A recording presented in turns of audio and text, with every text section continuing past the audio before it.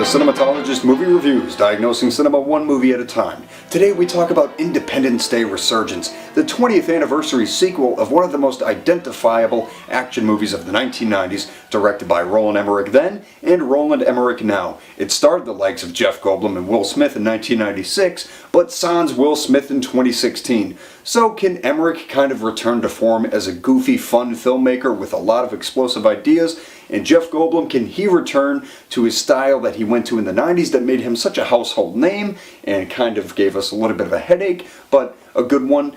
Or is this a sequel worth diagnosing? The first thing we should talk about is the return of the kooky characters. Led by Jeff Goldblum and company, these characters from the original film come back and they give all the goofy and corny energy that made them memorable in the first movie, like Goldblum, Bill Pullman, and Judd Hirsch. They have all the mannerisms that gave them those personalities that people really remember 20 years later, and that's a credit to that movie and this one. They both have those characters, and it's like they never skipped a beat. Judd Hirsch, Jeff Goldblum, Bill Pullman, they're all doing their thing. And yeah, this isn't Abbott and Costello in terms of wit and humor, but it has enough of those moments that do make you actually kind of laugh out loud. There was one with Jeff Goldblum where he certainly gave his full Goldblum, and I was happy about that. The next thing this movie benefits from is a timeless tone. Yeah, this is 20 years later and they acknowledge this is trying to be the bigger and better sequel, but to be honest, there's a lot of timelessness with this movie. It transitions really well from the first film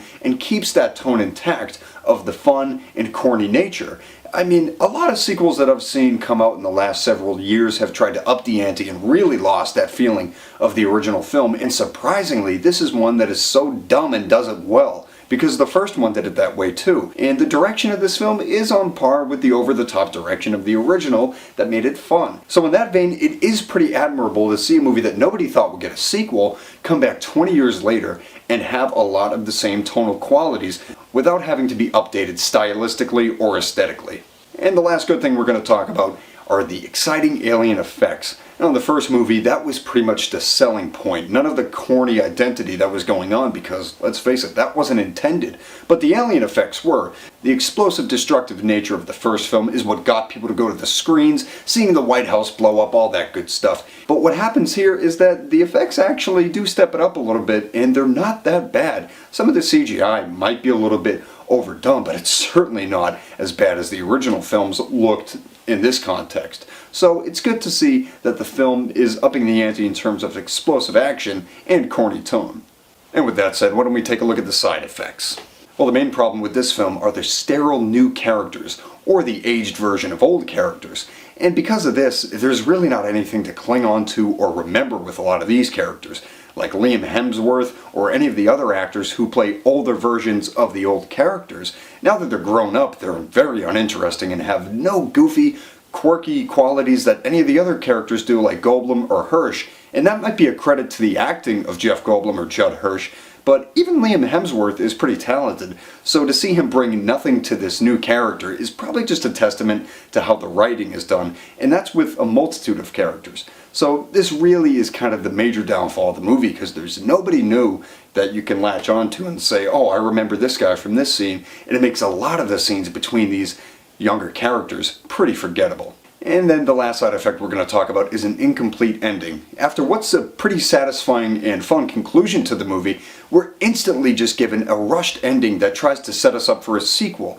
Now, this would have been fine and all, except it makes the movie feel incomplete, and it makes it feel like it's not really finished. And so what they're doing is demanding us almost to see a new movie, and that shouldn't have been done. You gotta leave it as is, and if it was more complete, we probably would be compelled to see another Independence Day movie. But with this ending that kind of leaves you on a cliffhanger, I saw it as really cheap, and it really brings down the quality of the ending, because it just jumps ahead and it sets you up for something that you don't even know you want to see yet. So, what is the overall prognosis for Independence Day Resurgence? Well, in my book, it's a mostly fun film that lives up to the tone and creativeness and quirkiness of the original with all the explosive action to follow. Jeff Goldblum and Judd Hirsch lead the way with their goofy performances. Bill Pullman has a little bit more of a lower level goofy performance, but it works well.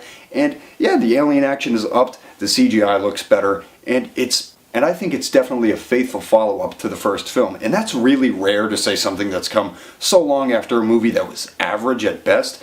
To be on par with what people remembered the original to be, That's a good testament to Roland Emmerich. This might be his best movie since Independence Day, even though that's not saying much.